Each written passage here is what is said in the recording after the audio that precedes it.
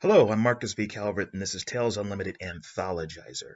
It's basically my crazy attempt to chronicle a short story campaign of sorts. I want to write short stories in an assembly line fashion, as I have not done in many a moon. like, 2007, I think, was when I started, really writing short stories. I wrote 180 of them in a span of like a year or two, and I was just spitting them out like crazy, and I rarely stopped. Now that I'm a writer, I have 11 books, about to spit out my 12th. I want to get back to the basics and that crazy frantic pace, while at the same time working on two novels, another anthology, a how-to guide in terms of prompts, and a how-to guide in terms of character gen. And all that stuff is going to roll into 2022. So I'm going to do all of this while writing a short story at least every 3 days, no matter what. And the secret, folks, in case you're wondering, is overlap. Overlap the day. So if you wake up and you go all day and you can't think of a story until the very end, like right before you go to bed, that's fine. At least you have the character and the plot in your head. Go to bed. Let your subconscious work on it. Get up in the morning or whenever you're at your most creative and just bang. Whenever you can, bang. Spit it out. Get something written. So for Blind Bard, for example, I came up with the idea day before yesterday, started writing it yesterday, finished it today, boom.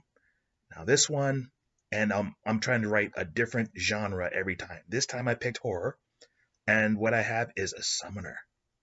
Um, some kid picks up like a grimoire, like a family heirloom. Everyone thought it was the family Bible because it was in some. Um, it's like it looks like a Bible to anyone else. To him, it's a grimoire, and it's an indestructible grimoire. So it survived decay. It survived the years. I'm making this up as I'm talking to you right now, and I'm digging this. So he basically is this bullied kid in high school, and he uses this power to basically kill a bunch of kids at some party out of the way place. Classic horror movie cliche, right? There's a haunted house party, and he uses his powers. He basically takes anything that's like a statue of a monster or something like that, and he brings it to life and goes on a horrifying kill fest. It made all the papers. Fast forward 20 years, he does it professionally. He does it for clientele. Now I'm not sure if I'm going to just have it like a day in the life of an assassin summoner who's like someone comes to him and says, like, "What would you like done? Oh, your wife left you. How would you like her to die?"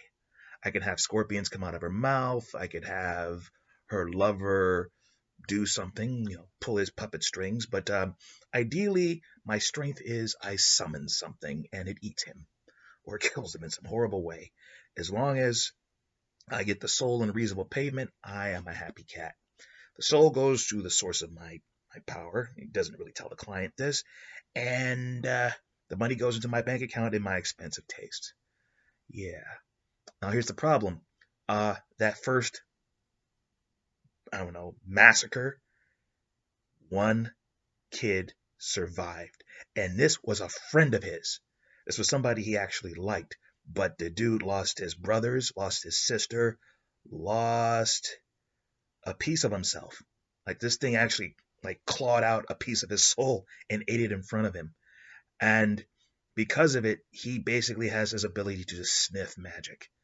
And he goes to the hospital, and this kid, he moves on with his life. He doesn't even look back. He doesn't even know what's going on. He kills his parents and just sets up Shingle as an assassin. So the kid who survives versus the summoner, they just go their separate ways.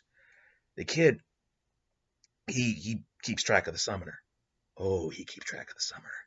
And then he basically patches himself up, joins the military, does 4 tours in Afghanistan. Then he comes looking for the summoner. And he finds anybody who hunts the darkness, anybody who knows anything about the occult, and maybe it's a coin toss to see if the summoner gets wind that someone's looking for him. Maybe he finds this soldier before the soldier finds him. And that's all I got. And I'm stopping. I'm going to go to bed. Sorry, I don't know how the story ends. And maybe tomorrow night I'll have something done, or maybe it'll go into Monday. We shall see. I got a lot of stuff on my plate, like a heaping ponderosa old school plate, like a buffet platter. But I'll stop here. Okay, I'm Marcus V. Calvert. This is Tales Unlimited Anthologizer, episode 3. And please check out talesunlimited.net for the podcast and the book links. If you like how I think, maybe you like how I write. I do have books, and they don't bite. Wow, that oddly rhymed. Have a nice day. Yeah.